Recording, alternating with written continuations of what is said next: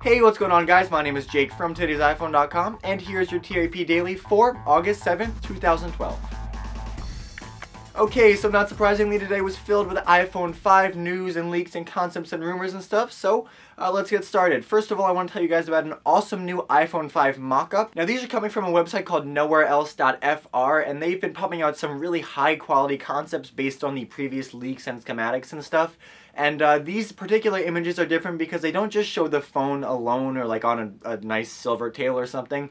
They actually show you how it would look in your hand, both the black and white version. And I gotta say, they look amazing. You get a bunch of different angles and the detail on the phones is really great. But until we know anything concrete, these are probably the best images you're gonna be able to find. The black in particular looks insane. Okay, moving on, we have some pretty solid evidence that Apple is looking into a 4-inch screen for the next generation iPhone, which is definitely awesome news.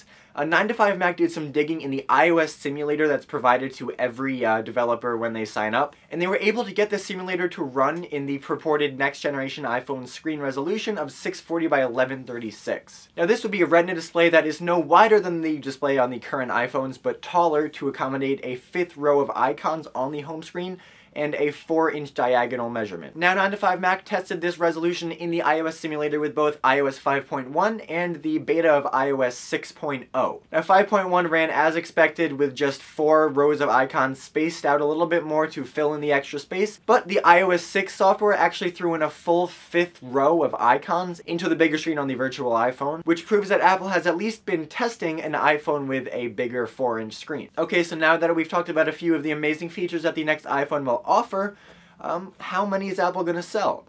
Well, according to Phil Schiller, quite a lot. He says that each new generation of iPhone has sold approximately equal to all previous generations combined.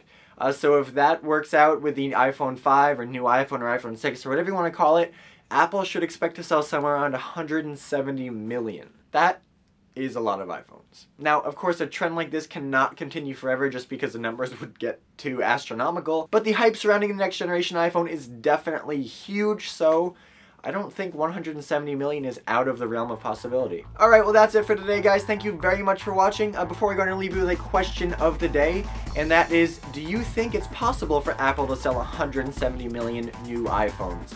Is that number far out of the ballpark, or is it, reasonable?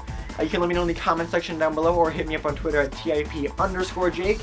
As always, the links to everything I talked about in this video are in the description down below, so please go check those out. And also don't forget to check out TodaysiPhone.com for more news, views, and reviews.